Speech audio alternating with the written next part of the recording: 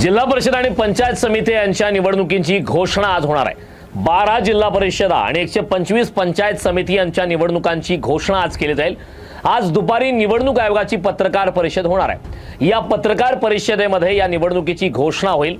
50% वर आरक्षण गेलेल्या जिल्हा परिषदांची निवडणूक ही दुसऱ्या टप्प्यामध्ये घेतली जाणार आहे। त्यामुळे सर्वोच्च न्यायालयाने मोठा दिलासा दिलेला आहे। याबाबत 15 दिवसांची मुदतवाढ देखील देण्यात आली।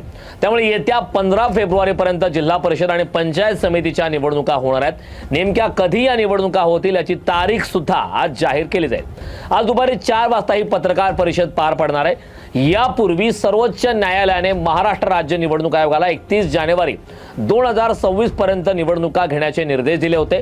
मात्र राज्यातील आरक्षणाच्या स्थितीमुळे निवडणूक प्रक्रियेत अडचणी निर्माण झाल्या। सध्या राज्यातील 12 जिल्हा परिषद आणि 125 पंचायत समित्यांमधील आरक्षण हे 50% मर्यादित आहे।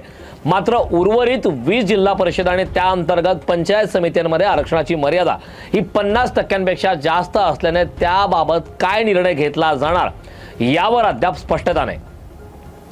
या पार्श्वभूमीवर 12 जानेवारी रोजी सर्वोच्च न्यायालयात सुनावणी झाली। या सुनावणीमध्ये सर्वोच्च न्यायालयाने आगामी जिल्हा परिषद आणि पंचायत समितींच्या निवडणुका पुढे ढकलण्यास परवानगी दिली। राज्य निवडणूक आयोगाची मागणी मान्य करत न्यायालयाने निवडणुका घेण्यासाठी 15 दिवसांची मुदतवाढ दिली।